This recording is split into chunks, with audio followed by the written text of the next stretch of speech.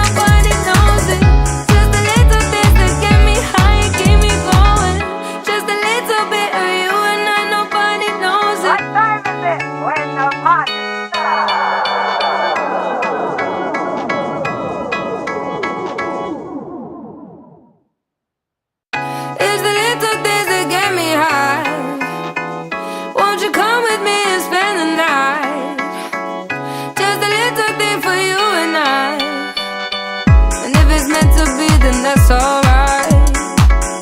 It's the little things that get me high. Won't you come with me and spend the night? Just a little thing for you and I. And if it's meant to be, then that's alright. With you, it's such a sweet escape. So if we leave, will anybody notice? If you don't wanna play these games, just tell me what you need and we can go there. Only if for the weekend, I just stepped out with my friends. Don't tell me that you're leaving. Think I came at the right time. Do you know what's on my mind? Can you stay for the evening? It's the little things that get me high. Won't you come with me and spend the night? Just a little thing for you and I. And if it's meant to be, then that's alright. It's the little things that get me high. Won't you come with me and spend the night? Just a little thing for you and I. And if it's meant to be, then that's alright. Just the little things that get me high and keep me going. Just a little bit of you and I, nobody knows it. Just a little thing for you and I. Just a little bit of you and I, nobody knows it. Just a little things that get me high and keep me going. Just a little bit of you and I, nobody knows it. Just a little things that get me high and keep me going. Just a little bit of you and I, nobody knows it. What time is it when the party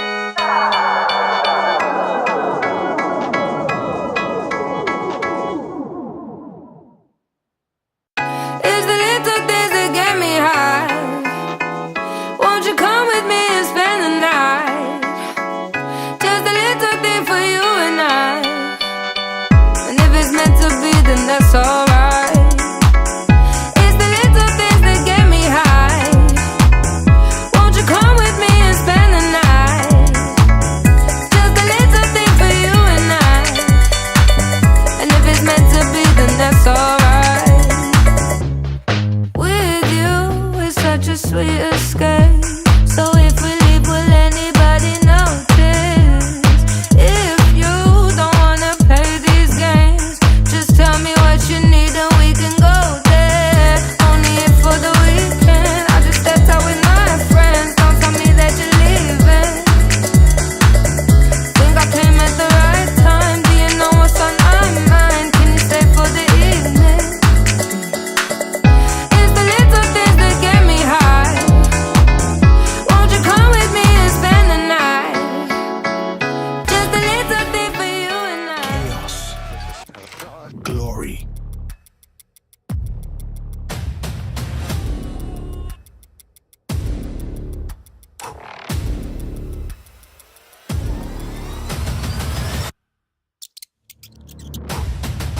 Let's go for it! Have me! Have me! Have me! Have me! Have me! That's the Racing League!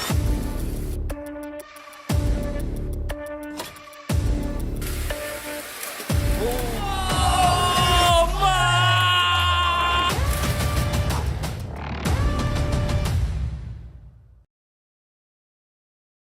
Live at the London Starlet Village, our gaming day. Honestly, I don't know what the fuck is going on here. I'm with Greg, co-founder of Fanplay. G'day. They've been up to some mischief here today, playing Beyblades and Yep. getting up to some interesting mischief. So, So what are we looking at, Greg? well, this is a little bit bizarre. But so Funky, he's one of the content creators on the team, on the What the Fuck League side. This is the world record holder for the most signatures tattooed on a back. And we've just submitted them. This is all true as well. Yeah. We had a call with Guinness World Records this morning. Dope. They've accepted the application. This is something you guys should be involved in as well. They're going to bring an adjudicator down into the live show in the next couple of weeks to formalize the record as well. So he's got, there's Johnny Depp on there, Tony Hawk. Oh, wow. Steve Aoki. Crazy. Your name Dope. might be on their next cap. Ah, there we go. We Yeah. get a... Anyway, that's a bit, you weren't expecting that as a start, were you? Well, because like, this is the thesis for fan play, isn't it? You Yeah. know, like you create what the fuck moments, Yeah. and then you drive that into the games, and you drive that into the ecosystem that Yeah. you're creating. So it's going to keep, Yeah. the distractions are going to keep coming. But that is exactly how we approach it. We're a very content-first business. Underneath, like the fan play side of things, is a wagering platform Yep. where you can wager on everything you see here, like the Beyblade battles in the background. But my background's in marketing. A lot of these guys are some of the biggest content creators in the world as well. And how we approach things is like that content-first approach. So get all the millions of views, bring them into the platform, convert them into users, and then everything's powered. Look, we're only on Solana at the moment, but everything's obviously powered by Solana on chain as well. And I think that's the really cool thing about even the story of fan play, and like us being able to jump in. Is that you guys won our demo day the last time round, and then you won in the Coliseum hackathon as well. You leveraged that to be able to then do your next round of funding. And then now you're just like soaring. Such a cool story, and that's what I was saying to you before the stream. Like for all the other startups out there as well, it's such a cool platform. Gives you that credibility. We're able to name drop you guys in these investor chats and things like that. And just one thing led to another, but it's like for all the other startups coming up, like it's such a cool thing to get involved with. And that's where we are today. We've still got a lot of work to do. Managing this uncontrolled chaos is a nightmare. But such a cool platform that you guys have, and I highly recommend to all the other startups out there. No, and it's credit to your work. You know, like you guys put in the work. No,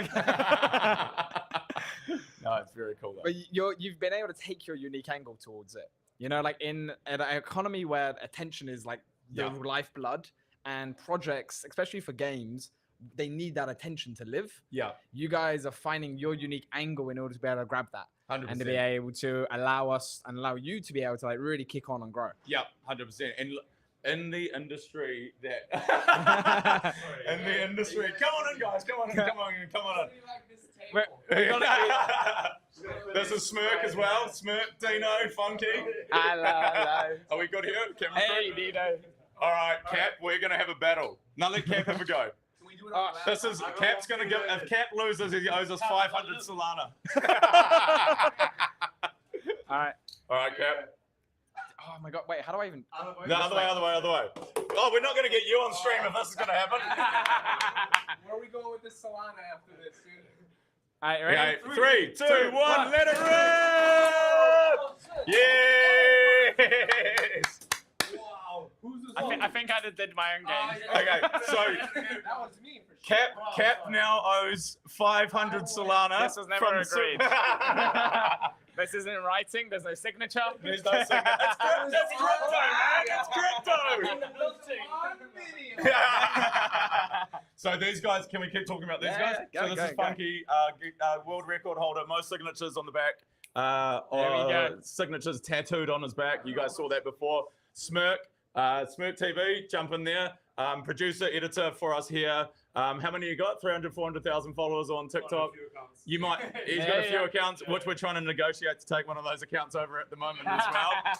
And then Dino, he actually came from Super Team as well, Cap. There we go. So Cap actually referred Dino to us, and now he's the head DGen in fan play as well. But it all links back to this. Hey, it's the It all magic, links you back know? to Super Team. Like it's all about creating those opportunities. Oh, Cap, shit. yes! This is all unscripted, by the way, like everything we do. I was not prepared. They just want me to take my shirt. All right. So this is signature number 269. 269. I don't know, where am I going? Maybe do Where do I go? let's get the cameras on it. Yeah, so jump up there.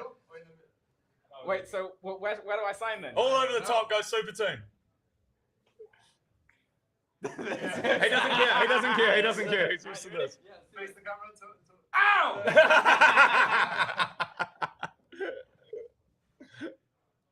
Nice. Yeah. Number 269 going in the Guinness World Records in the next couple of weeks. Feel my shirt. That's insane. But anyway, so Making history here. Making in Sala history. Village. Yeah, it was worth it for how many Solana? we get 500 from Cap. He's still negotiating that with the foundation side, I think.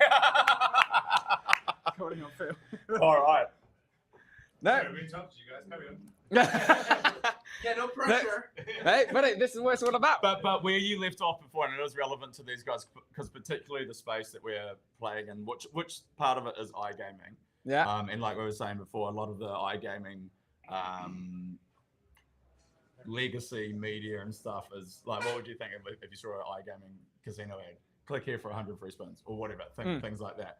We're turning it on its head. User-generated content. Some of the biggest content creators in the space producing the content, getting that top of funnel brand awareness, and then bringing them into the platform. And it's not only gambling as well, because we've got the whole WTF league side of things, so people don't have to gamble; they can watch. But yeah, like we're saying, bringing these guys into it, flipping the model on its head, and making it bang. Well, and I think that's where the fun is. It's where the fun is. Yeah, and that's what people want when they play games. You know, they have fun, they want to enjoy themselves, and it's all about just creating good content. Yep, absolutely. There you go. Yeah. That guy's talented. But awesome. Cool. What's next in the story? Next in the story, we need to build the platform. So we've only just really gone. So what we did last year, what you guys might remember us for, was the Hamster Racing League, right? Yep. When we went viral, got 6-7 million views doing live Hamster Racing League. We tried to bring the hamsters down tonight, but Cap said no. And then we paused, so we raised money. And then we built out the platform and the offering a little bit more. We added Beyblades, we added marble racing. We've got a studio here in Old Street. Yeah. But now what we're doing is digitizing our products, because doing this shit, as funny as it is expensive. These guys are expensive. Yeah. We need to start paying. Oh God, it's just getting worse. But what we need to do is digitize some of our products so it runs 24/7 on the platform as well. Yeah. So yeah, that, and then more markets, scale up the growth marketing as well. Whether we do a token, not highest priority right now. Always on the Focus on cards. growth. Yeah. Focus on the growth. People are playing with USD and C on Solana already. But yeah, that's more leagues, more madness, more digital games. Scale up. We haven't even started, like, this isn't marketing. We haven't even started marketing. So wait till we actually start marketing. No, but it's awesome. I think you guys are really tapping into something that's unique. You're taking your own style with it. Yeah. And I'm so glad that we've been able to help kind of support on that journey for you. And we appreciate it as well. There we go. Greg, appreciate it. Thank you. Thanks for coming in. Super team. There we go. See you guys soon. That was Greg with Fanplay. Next up, we're going to have Ems with Moonboy Universe. So tune in a minute.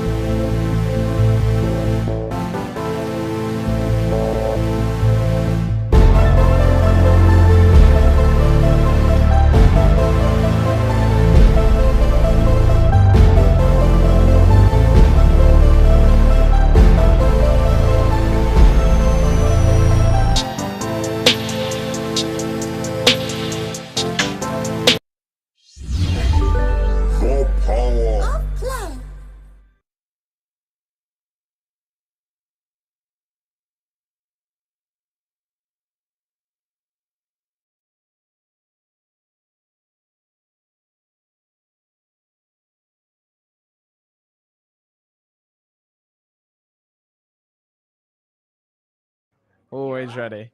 And there we go. So now on our gaming day, I'm here joined by our OG Super Team UK member, our only person to win Member of the Month twice still, which is obviously, like, I think, a cool statement. Now continue being Shipping Moonboy. Excited. Ems, my bye. Welcome in. Thank you so much, Cap. And thank you to Super Team and Solana for such an amazing event. You guys just keep upgrading each and every time, and it's a pleasure. It's a pleasure to see. So yeah, here we are. No, well, I think what's really cool about your journey is that you've been able to kind of drive Moonboy through yourself, through your passion, through your journey, and it's just, when you talk about us going through, you've also just constantly been going brick by brick, step by step. Yeah, you're now bringing in bigger and bigger people to be a part of it with you, Yeah. and it's constantly going to that next stage. And I think it's super exciting to hear that. Yeah. Why don't you just give everyone a little bit of like the journey of Moonboy so far to kind of lead to where you are here today? So long story short, it went from me pitching devs to join me on my journey, Mhm. and me saying, hey, I'm a wannabe game developer, and there's this cool chain called Solana doing cool things. Do you want to come build with me over there? To now confirming Jamie King, ex-co-founder of Rockstar Games, as a creative partner, and Justin Edwards, ex-Decentraland, ex-Jagex, creators of RuneScape, on board, has been a crazy journey. And yeah, I just feel very blessed. All I would say to any founder, I guess, if today is your first day that you've been introduced to Solana, or you've been plotting around for a little while and you're thinking, oh, how do I get started? Network, that's it. Mhm. Whatever your dream is, if you are not a dev, come find the dev. If you're a dev but you're not the best at socializing, come find someone that's better than you. And yeah, networking has got us to where we are. And then obviously just grit, especially with hackathons and all Well, the rest. grit's the biggest component to founder success. 100%. You know, can you 100%. push through the shit? Can you make it all the way through? Yeah, and a no isn't really a no. A no is you're not ready yet. Yeah. The timing is off. Mhm. Oh, actually, your project's too similar on paper to Mm. something else that we've already seen. yeah. So how can we make yours? How can you make your thing stand out? And that's really what it comes down to. Never take these things personally. And I'm a bad loser, so I'm speaking to myself. I'm speaking to myself when I say that. Yeah. And so now, as you're looking at Moonboy, like I'm Mhm. curious because I'm curious if it has changed over the couple of years. But like, how do you describe it? You know, well, what is your like TLDR, the one-liner? You know, the little bit of like way of describing to somebody new about what Moonboy is. So, just from a gamer perspective, Moonboy Universe is a cyber fantasy RPG, but that's the product. Mhm. Moonboy Studios has now since evolved quite a bit. So we've gone from just straight game development to, I guess, / publisher / IP agent. Yeah. We've recently signed a game that I can't disclose at the moment, but it's in the process now, where we're not actually doing any of the dev work, but we are Mhm. overseeing the creative development, and they're utilizing Moonboy's IP, which is always the dream that I had for the characters within Moonboy. The whole premise of the game and everything was to create my own Marvel, essentially. So yeah, this is the beginning of what that could be. Awesome. So, yeah. So it's almost like now franchising out a little bit. Yeah. In the sense that you're able to use the studio as a driver, and would all this Exactly. then come back into the RPG world? You know, Yeah. Easter eggs hidden within it Yeah. of like how the story unfolded. Yeah, I'm a big fan of Easter eggs in reality and in games. And I think I love chocolate. But That's the clip. yeah. I think, yeah, whenever you're building something, you want it to be the best possible. And it's just about getting over those hurdles, essentially, and not being afraid. And I know it's cliche, but not being afraid to pivot. Pivoting for the sake of pivoting doesn't make sense. But if you've got a reason to, and it makes sense, don't be afraid of growth. Mhm. Embrace it, essentially. So yeah. And so is that now like the next stage of growth for you, is being able to take on that's almost like the little pivot. It's rather than just like purely going all in on the Moonboy single Universe, the Universe, the Mhm. cyber fantasy RPG title Mhm. is really now taking that mindset towards how are we growing this IP and franchising that out and bringing on 100%. other creators underneath us. So the aim for Moonboy Universe was always the long game, especially within the founders Mhm. world, where everything is ship or die, right? But it was to build out characters that we believe that people could fall in love with, and a world that people could fall in love with. Yeah. Now we've got that foundation built. People can see it, they can experience it, they know what we're about. It makes the other stuff easier. So yeah, as a game studio, if you just focus solely on one title, probably won't go very well for you. There's very few studios that come out the gate running with their first game and made it into a success. I think it's more reasonable for us. It was a proving ground to say, this is something that we can do. We can do it to industry standard or above. and yeah, just watch the space for more titles essentially. So now the focus will be, how do we get our IP into as many different titles, similar to a Mario or a Sonic? How do we get our characters into as many titles as possible that make sense for us and what we're doing? Yeah. And where did that like little motivation come from? You know, you talk about bringing advisors on. Did this come? Was that something they echoed around how you should be looking at growth? Was it feedback you got from your community? Because you mentioned about like not being scared of pivoting, but also you got to know when are you actually getting the signal to pivot. Yeah. You know, so what kind of gave you that point of direction? So I think starting off, because I don't have a traditional game development background, my background is like predominantly in music. I spent a lot of time writing songs for others and international #1 selling artist. But apart from that, when COVID hit, I became a voiceover artist, and that's what got me into the gaming industry. This is about 5.5 years ago. So that's a baby compared to a lot of veterans that have been banging this out. But there's one thing about me: if anything that I put my mind to, I will achieve it. It's proving yourself essentially to your peers. And for me, proving myself was, okay, so you've got this idea. No one has seen anything that you've ever done before.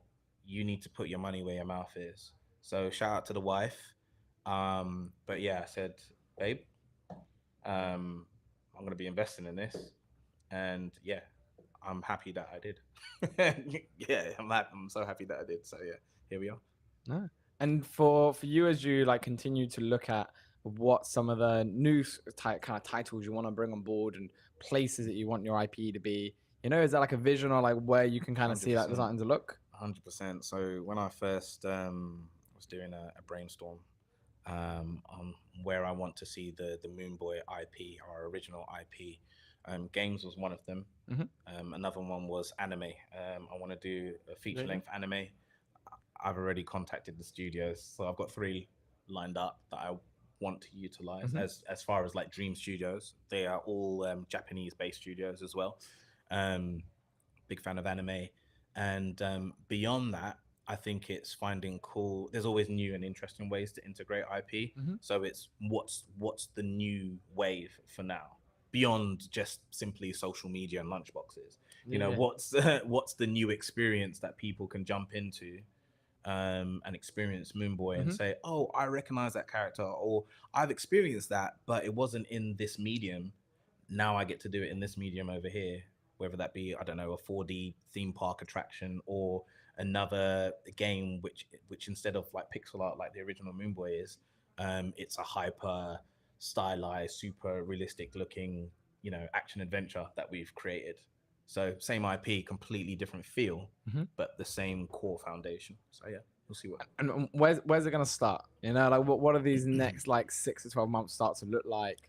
And as you're like you talk on about you bringing on this new deal, which is the first time that you've done that. You know, like where are you imagining things beginning on that journey?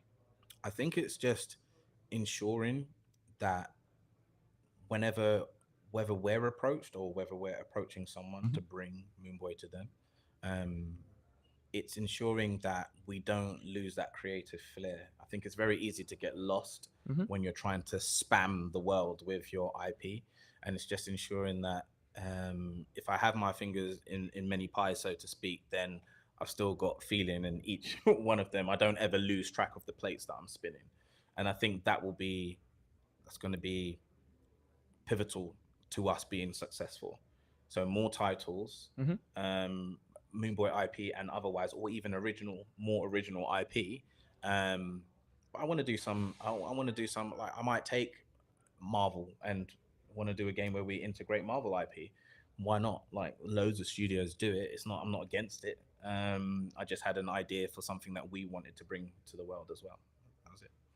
And where are you gonna start being able to see? I guess it's like the evolution of the Web3 gaming industry. Feels like it's tending more towards IP and building IPs, because people play games for fun. They don't play games to earn. So the whole like win to earn kind of like angle isn't necessarily, I think, in the picture anymore. It's more about building something sustainable and something that people enjoy. And it feels like IP is that central piece towards 100%. It, because you get the interoperability angle kind of 100%. Played into it, and how things can be spread across different mediums and 100%. Ownership can be shared. And so when you talk about IP, you can talk about ownership of the IP and what that starts to look like. Is there anything that you're starting to see more as you're having more conversations about IP? You're speaking with your advisors, you're speaking with people in the industry, that you've got the animes type things coming up. Like, is it something where you want to be able to try and leverage blockchains, like crowdfund the comics to be created, like being able to utilize different types of ways of giving people ownership into the IP? 100%, and that all comes down to the token. So our token's called Fenty, and it was the idea of interoperability that sold me. As someone that loves the Ready Player One movie and has always dreamed about, oh, what if? I'm the what if guy.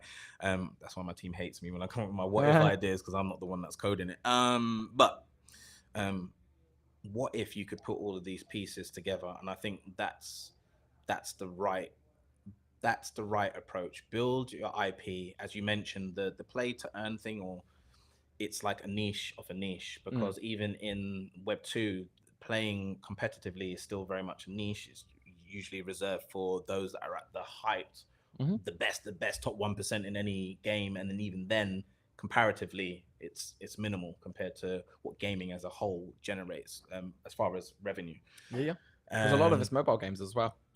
And mobile games are like fun. That's not competitive. Exactly. But for me, it's more about connectivity, and the Fenty token will allow people access. And for me, I almost see the Fenty token as like a reward for people, not for them to buy in because money go up, but if I own a piece of this, I know I now have access to Moon Boy Universe. I have access to the upcoming game. I have access to any IP that these guys are involved in, because this token will be utilized across several in-game economies or several mediums. And it's a little bit like when you're at that RuneScape Grand Exchange. Exactly. You know, like that's what you're able to use.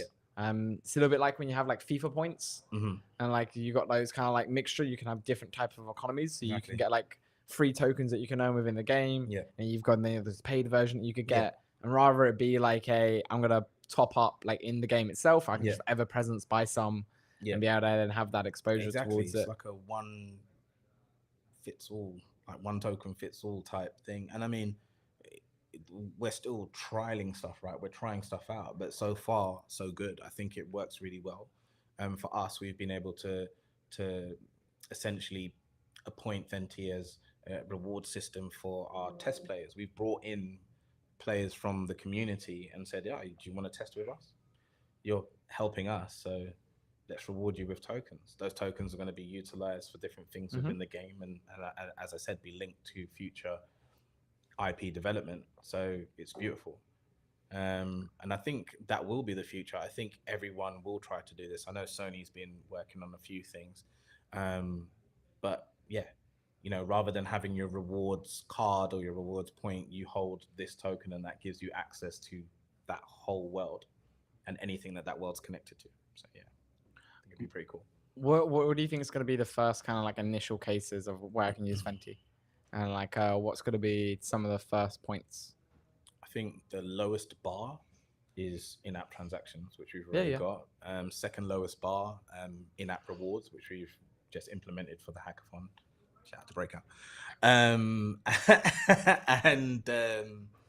I think beyond that, it's moving into things like tangible things that people can touch that are outside of the game. So things like plushies. We've had the first design for, I didn't bring him today, but I've seen them for the Dre, for the Dre plushie, and clothing, and then beyond that you're talking live events, and then beyond that it could be, if you hold X amount of this token, we'll fly you out just because. Well, because even VIP. And when you talk about like stuff like events and things like this as well, like I don't know if you just saw, we just had the madness from Fanplay on, and like that's what they're kind of leaning into. Is this idea of like, well, that's their IP. They built this like what the fuck gaming league as like different IP, and then that's the content that kind of like pushes out then their product that's on the behind it. People want to connect. And you could probably do some like cool stuff with like cyberpunk kind of music event. Oh yeah, you know, so like you go into a studio, the vibe, like it's all neon lights.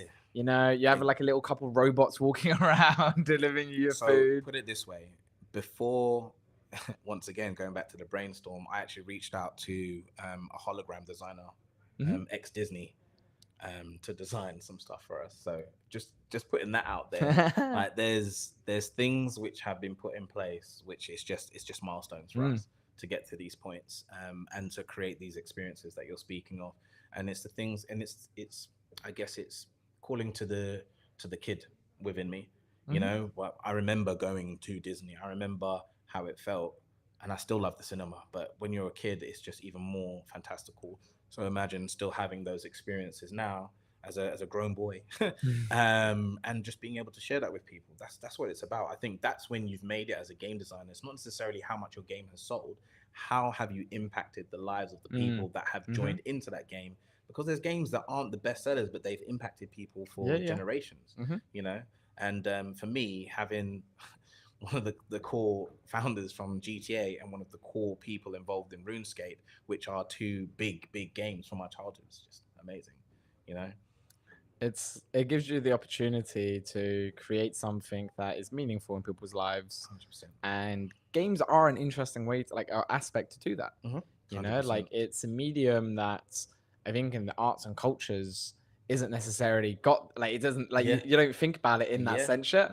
But like it creates those type of moments. 100%. And friendships are made when playing games. Memories are made. You know, whole chapters of people's lives are made. You know, that there's a lot that goes into that, the entire genre around it. And in our industry, nobody's quite cracked the way of being able to approach it. And I think what you're probably going to start seeing more is what we're talking about there, of like, well, I'm designing a game for the memories and the experiences of the people, and that experiences is tied to an IP. And that IP is then what's growing, and what people are adopting, and that's how we kind of like break through the noise. And where, like, you look at how like Pudgy Penguins is growing their IP, and it's just bringing small little Web3 elements to the traditional, like with the plushies you tap and you can get your collectible for Shout out to Pudgy Penguins as well. I think they're doing a great job. And I've got Pudgy Penguins plushies. Shout out to Claynosaurs as well. It's another one that I can think just really pushes the boundaries of what Web3 can be. Web3 tends to always corner itself, and it's like, no. You don't have to be restricted to here. Let's bring Web3 to the world. Let's not always try and capture everyone and bring them to us. Sometimes let's go to them. Let's meet in the middle.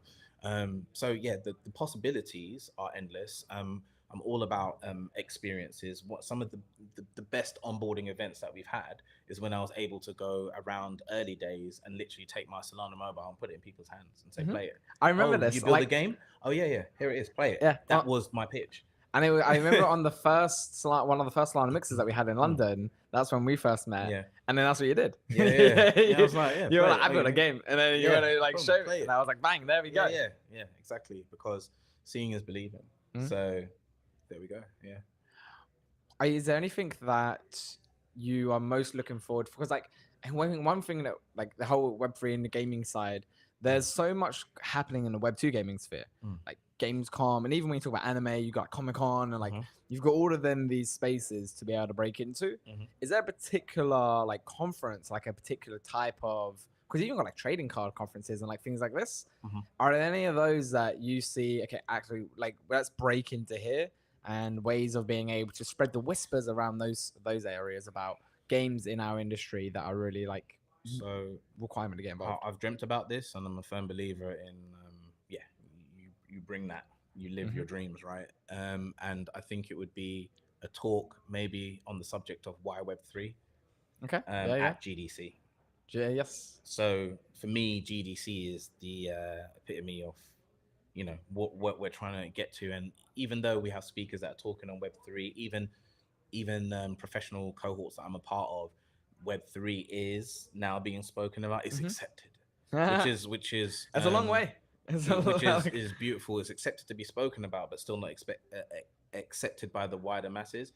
Is because there's something that cannot be rushed, and that is the test of time.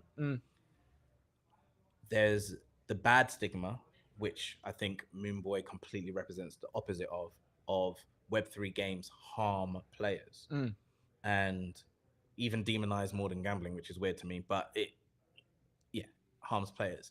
So for me, it's, you can't rush that process of people have enjoyed these games and they've enjoyed them for 1, 2, 3 to 5 years. Mm-hmm. And oh my gosh, it's still fun. The community is still there. It's still thriving.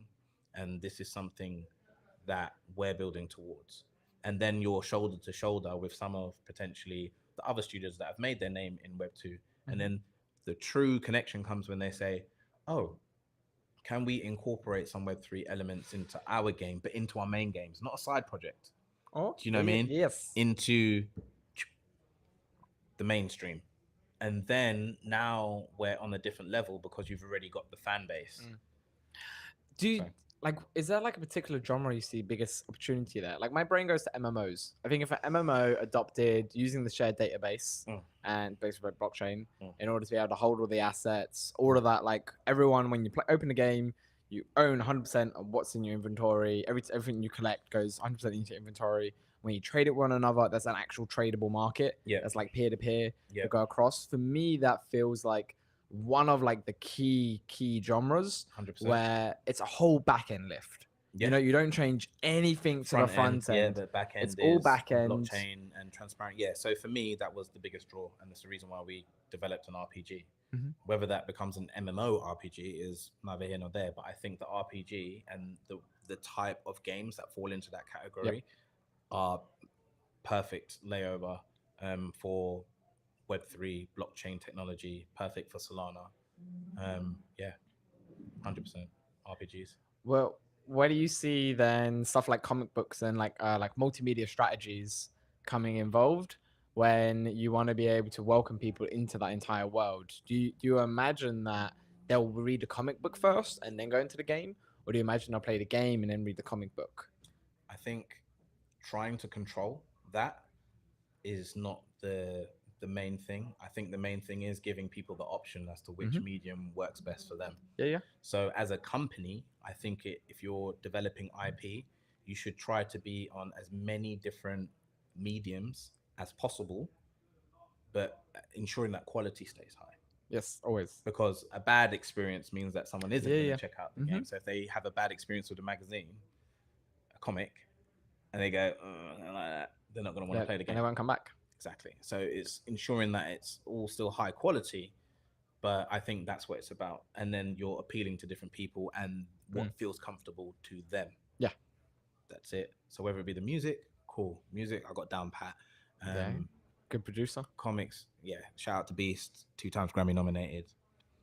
Worked with T-Pain, Kendrick Lamar, T.I. And he's a good friend of mine. And yes, he's producing for Moonboy Universe. Yeah. So yeah. Right now, I find it really hard to stop sometimes and just look back and to see how far you've come. But as far as what the team looks like on paper compared to, I don't know, however long ago, it's crazy. And for me now, it's like, oh, okay, we leveled up. So now, and it's gaming it, we leveled up. So now it's let's show the world what we can do. It's not just about showing Solana, it's beyond that. Because everyone needs to, so like a big thing with the startup village as well is that we haven't mentioned crypto blockchain anywhere, you know, and like there's a real concerted effort that the industry needs to show the use cases and show people, not tell people anymore, you know, and like there's show, not tell. there's so many examples of like it just works better. Like the key one I always go to, just because it's like simple to understand, is Hivemapper. And Google have a 4-year lag on their Street View map. Hivemapper have a 2-week lag on the Street View map. It's a fundamental exponential improvement. Only because you now have a coordination layer, the shared data blockchain that enables anybody to be able to contribute. And it's now no longer on a single company; it's everybody can be a part of it. And I think that's what's super powerful about what this technology enables. Is it enables an abundance of leadership, and everybody can be a part of it. You know, like you can imagine versions of like people can go on, and with the whole point of RPGs is people create their own story. You know, why was Skyrim one of like the biggest RPGs? People doing their own thing. Every single time you got to choose your character, you choose your class. You got to really go on your own adventure. There things like Witcher 3 kind of like really played onto like, well, your decisions matter and what you're doing, and like you get to like go through the world and experience it uniquely every single time that you go forward with it. And I think what the industry is starting to create more and more now is when you talk about the choice of the pathway to find it as Yeah, well. yeah. Like the industry is evolving across many different fronts. What's going to get you in? Is it stablecoins? And that's going to interest you. And that's why because you're maybe a bit more institutional, a bit more bank-like. And it's like, oh, actually that is a top one. And like that leads into payments, how I can share money to one another. Yeah. Is it that I actually wanted to figure out a way to get some extra money and have some disposable income and extra, but only it's like 100 quid, 200 quid left. Yeah. But how can I invest that? Well, I'm going to like actually go into tokenization and I'm going to be able to like get some RWA assets, some real estate or some gold, or I'm going to be able to diversify into that. And I can do that because I have access to this global market now. Yeah, yeah. Or is it that actually I've got some space on my roof and I actually want to put some satellites up there? And I want to get like, I want to get deep in devices. I want to go really deep into different spaces. Yeah. Or is it I want to buy some IP of a game and then like a journey that I want to be a part of? And I see that as then my way of being able to break out into the space and my collector instincts open up a lot more. Yeah, in a way which is far more transparent. Like, you know, a key takeaway is you've got all these like public ways of raising funds, right? And the game studios promise all these things, but you're literally just going off the word of the studio. Whereas I feel with the blockchain backend elements, it's transparent. You know exactly what you've got, you know exactly when you got it, you know exactly how much of it you have. And it's really easy to run a script and see who your most prominent players are compared to trying to figure out different data points in traditional gaming. So that's where the revolution lies, I believe, and we'll see it. You know, I've been fighting the good fight as far as with Web2 professionals for a long time. I fell in love with the idea of Web3 because I had a vision of what it could be, and I'm building that out every single day, and slowly but surely I'm being proven right along so many things. And I'm not saying I'm the next Bill Gates, but yeah, I'm pretty dope. So we're doing great things, man. We're getting there. We're getting there. 100%. I can't wait. Like literally, even towards the end of this year and for the top of next year now, I'm actually just genuinely excited as to what the studios is going to do. And it's the next stage of the venture, constantly building brick by brick, being able to make something great. And I'm very proud of it. Like we've been able to be part of the story and continue to be able to help support as you're going along it. Yeah, Super Team's been great. I think Super Team is the hub that's needed. It creates a safe space for the conversations to happen. Because I ask a lot of stupid questions. Because my thing is, that's the only way you're going to get smart. It's the only way you're going to learn. Yeah. If you're afraid of something, if you're afraid to ask a question, Found a Life ain't for you. You have to ask lots of dumb questions. You've got to be comfortable with failure. Yeah, and be comfortable with hitting a brick wall about 100 times, and then maybe getting through it once, and then hitting another 100 brick walls. And that's the nature of it. But it does start to build up. It does start to stack up, as you said, brick by brick by brick by brick. And now you're building, and it feels good. Yes, winning hackathons feels absolutely amazing, and it's great. But at the end of the day, forming something that you're proud of and say, you know, I'm a firm believer that gaming impacts lives the same way with music impacts lives. Same thing. Let's get people involved. Let's have people walk away with an experience. And like I think what Super Team can kind of do well is not just connect you to other peers, but also to the mentors and to the advisors who can help connect the dots. So like one of the first conversations I had with Jamie was at our last startup village. Yeah. And we brought him in for a talk, and you was able to get that initial like, hello, I'm this, and then Michael helped kind of like make sure to connect the dots afterwards. Yeah. And now I'm got him on video swearing his allegiance. I mean, I think, you know, Super Team is basically saying like, you know, what cards are you coming with? Play the hand that you're dealt, but we're going to give you a few sneaky cards here and there, and then how you choose to play them is up to you. Yes. Right. You still have to have the grit, the grind mindset, so to speak. But I know I have that, and that's why I think I've benefited a lot from Super Team gatherings, Super Team mentorship. I mean, we've been on Telegram at stupid o'clock, right? Refining stuff. This guy's a beast, by the way. Like, chuck that away, Ems. This is how. Nah. I still find it hilarious. You know, when He's a you won on beast. one of our demo days, Yeah. and like we were literally sitting on before, and we Yeah. were like, we went through it all. Yeah. You brain dumped on me. I wrote up like a little bit. Okay, this is it. Yeah. You just copied and pasted what I put into the deck, Bill Gates. and then so that's but then you had the charisma and the storytelling behind it Yeah. to then be able to deliver, and that's what the demo days stick are. to You your know? strengths, people. Yeah. Like, this is not rocket science. Yeah, stick to your strengths. But yeah, you know, much appreciated. And there's people, as you were talking about the mentors, like people coming in that are experts in their field. Yep. Have seen the world through the eyes of that field specifically. And as a founder, one thing you cannot waste is time. So if you can cut down on research time for yourself just by having a 5-minute conversation with you, the amount of conversations I've had for people that have come through Super Team or any Solana event, to be fair, but Super Team specifically, because they're sat there, they know that you're expected to speak to them as well. That's a different thing. Don't just run up on people, unless you're desperate. But Super Team provides, as I said, once again, going back to the safe space, being able to speak to people, have a 5-minute conversation that really and truthfully, when you look at it from the bigger picture, may have saved you 5 months in trying to figure out answers. And that's a key strength. And like a lot of what I think, what like even like the UK needs more of is these environment and experiences. You know, you create the environment to bring everyone together, and you generate that experience to help accelerate them. Yeah. And 100%. a lot of that's done by the people. Yeah. And the right people being able to come together and support. Yeah. And you need those people who have walked the path that you're about to walk, as well as the people walking it with you. Yeah. And you can create different levels of community spirit between that. Yeah. And that kind of advisory and guidance towards where you need to be. And we're constantly figuring out and working like, what do we need to do better? Yeah. You know, and like where can we hear from the community of what they need? Yeah. And then how can we make sure to put in a concerted efforts to be able to improve that?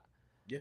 Like a big thing we're doing a lot more now is we want to really kind of double down on the investor ecosystem and like and be able to support our founders raise in a lot more structured format. Yeah. So there's a level of I think that'll be great. because like there's a level of like what's everyone's issues? It's marketing and funding. Yeah. You know, that's ultimately where it comes down to. Yeah. And funding, there's also different ways to raise funding. You know, like you can be angel round. You obviously there's like venture capitalists. You can do a fair launch. Yeah. You know, there's a few different ways that you're able to like tap into capital pools. Yeah. And you need to have the right strategy for the right person. And then what we want to be able to have is the right relationships. Of course. And the right understanding of like, cool, so this investor's looking for games who are building IP. And then now we can like do like one-to-one curation. Because we've tried like spotlights. We found it doesn't actually quite work that well. Right. Okay. You know, just doing like a general spotlight out to an investor group, saying, "Hey, look at this one. Great stuff that we have. It's and even if you're doing a 1-by-1, basically they're gonna get like 10 deals, and 2 of them are gonna apply. Right. You know, and so they end up like tuning out a little bit towards it. So that curated like 1-to-1, like no, tell me what you're looking for. I'm looking for this, this, and this. Great. When I call you, pick up because I'm giving you this. Yeah. And I think that's like the approach we want to do. You're raising the bar on both sides then. And because you're putting the founders through the vetting process, and then the investors are comfortable to pick up the phone, as you said, because they know that what you're bringing them has been pre-qualified essentially, and designed for them, which I think is a key component for Super Team's growth. And as I said, it keeps on getting better. So brick by brick, there you go. Exactly that, brick by brick. Yeah. What do you hope to be able to see for the UK as a whole? You know, because there's always opportunities for founders to go around and opportunities elsewhere. You know, do you have any like thoughts on like, because the UK has like a strong gaming scene, like the Web2 scene. So like, how are you finding the UK in the global economy? I think UK gets a bad rap because there's just a lot of stuff happening governmentally. But I also haven't yet found the need to run off to a choice of countries which may have better taxes and whatnot. And I think, you know, it's give and take. For me, one thing that will always stand out for the UK is the ability to host events. UK has, especially like London, has just so many venues for dope events, especially around gaming. It just makes life easy. Where if you're trying to set some something up in other countries, it can be a bit of a nightmare. But ultimately, beyond just that, I think policy, I know, is something that has been a big focus for Super Team with Cezanne and whatnot, and I've been reading some of the articles and blogs that she's been putting together, and for me, it's good to know that you've got someone fighting for the grassroots founder, shall we say? Yep.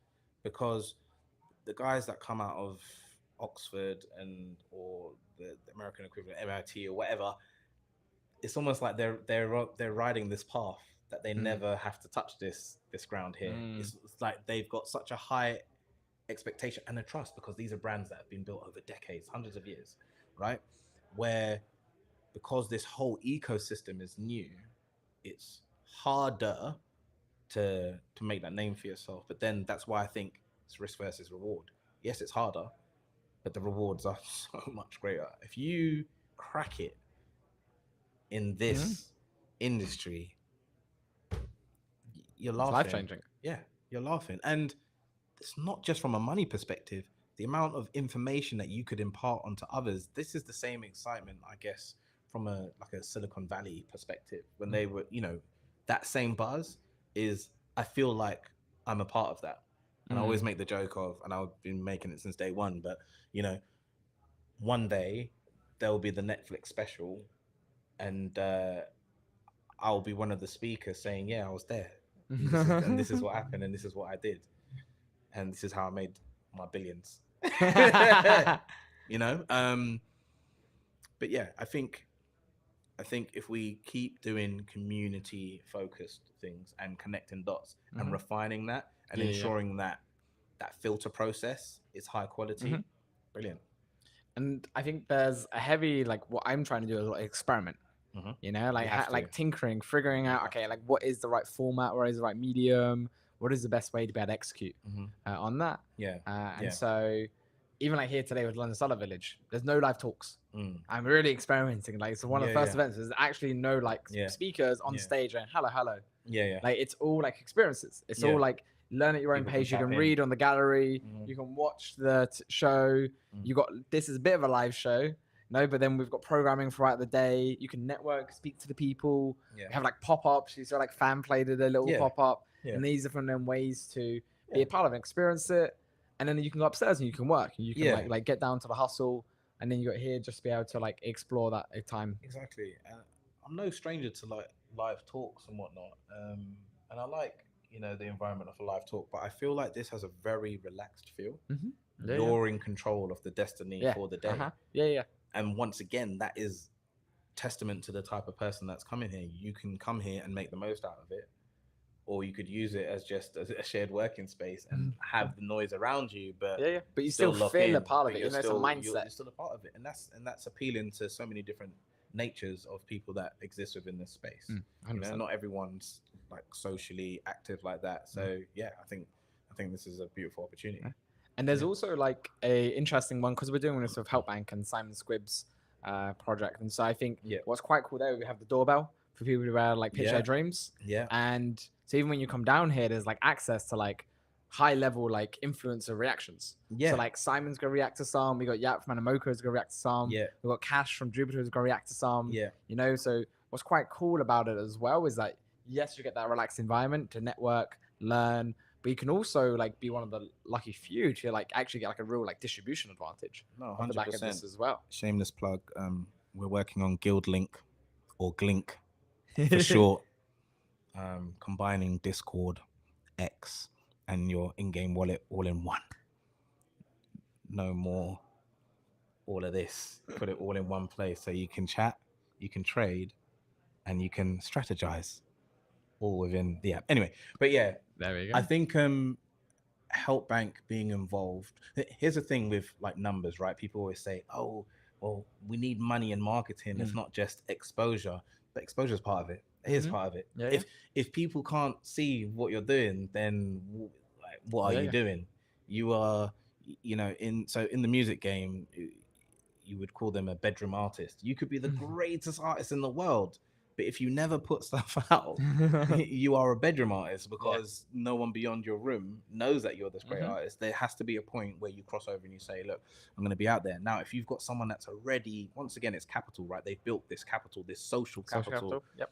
So if they've already pre-built this and they're saying, I like what you're doing, I want to be a part of that. That's the best marrying that you can have. Something new and innovative, plus someone that's already built social capital. Yep. Or VCs that have already built capital, And it connects the dots. or founders with experience in whatever their field is coming to. That's what you want. They need to get that. They need to feel the fire. They need to feel some excitement. Oh my gosh, there's something here. That's when you married it together, and then the results speak for themselves, I think. So yeah, I'm excited to see what happens and comes from this as well. This partnership between Super Team Helpbank. No, we hope it's just the start. You know, we want to be able to like continue to grow. When you talk about like the capital side of it, it's almost like Super Team, we're doing the talent and the capital. Yeah. You know, we want the talent pathways of the high quality, whether they're the founders, devs, creatives. Yeah. We want them to be able to come through and be a part of what we're doing. And then we want the capital, and it's both social capital with people like Helpbank and Simon Square, but also the hard capital. You know, venture funds, family offices, angels. Yeah. And like together we can be able to then pair the two. Yeah. We can connect the dots between the talent and the capital to make sure the best talent get access to the best capital. Yeah. And be able to really help kind of continue to accelerate the industry. Yeah. And allow the UK to be that beacon, to be that kind of like growth metric towards it. And Super Team's at the heart of it. No, 100%. Shout out to Squibsy. I think it's great, you know. He's got that fire. He seems very excited, and that's a beautiful thing. You want people to be excited. You need those champions. Yeah, exactly. Awesome. Ems, I appreciate you being able to come on and jump in. Thank you for having me on, man. This has been the gaming day at the London Startup Village. Appreciate everyone for joining us. We've had Ems with Moonboy Universe and Moonboy Studios, and then we've had Greg with Fanplay. So thank you all for tuning in, and we'll catch you next time.